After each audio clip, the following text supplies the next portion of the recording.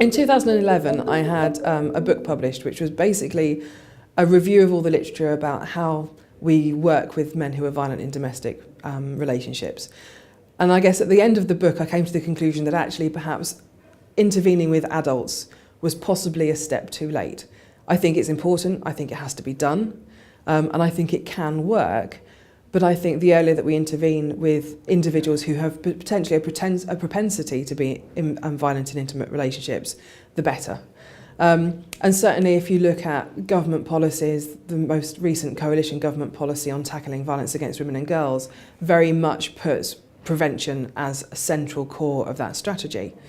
So in light of that, and also in light of knowing that young people are involved in technology all the time and they like playing computer games and they're always using some form of game on their phone, I identified a potential project idea, which was to develop a serious game, so a computer-based game, to help raise awareness about relationship problems, but targeting adolescents. So really to kind of, as the NSPCC says, get them where they're at in terms of how they're going to be engaging with information, but also portraying that in an appealing way to really get home the message that violence in relationships isn't a good thing to be involved in at any age.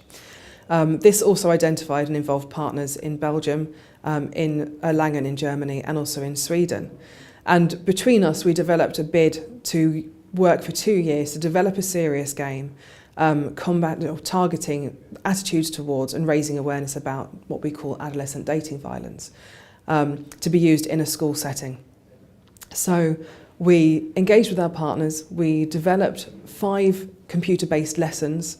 We also developed a stream of computer-based information through a virtual learning environment for teachers, to give them support in terms of identifying more information about adolescent dating violence, how they can use a games-based approach using computer games in class, and also some sources of support and help should they feel that they need it or the adolescents themselves feel they need it. The 5 lessons take on a comic strip type caricature of adolescence. It's based through a narrative located within a school setting.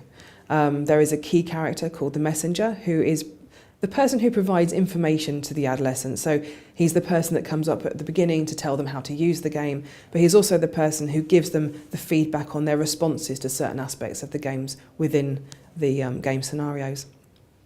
So the 5 lessons are aimed at raising awareness, so identifying what a healthy relationship is, what the warning signs are and the risk factors actually that something could be going wrong, identifying conflict resolution strategies and actually trying to actively engage adolescents in developing conflict resolution strategies so that they know how to end arguments effectively rather than inflaming them, as it were, and also a help-seeking strategy, but much more from a point of view of adolescents helping their friends, because what we know is that when adolescents have problems in relationships, they go to their friends, they don't go to teachers, they don't go to parents.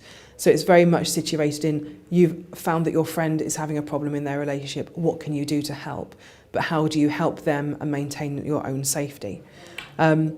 So we have developed those lessons, they've been implemented, we've evaluated them. The evaluation evidence suggests that they do change attitudes, so that at the end of playing the game, adolescents are much less likely to support the use of violence in adolescent relationships.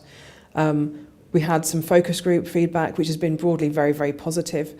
The adolescents loved the games-based approach. They liked the fact that it was targeting the right age groups. They felt it was age appropriate. They liked the fact that we put them in charge of what they would be learning about.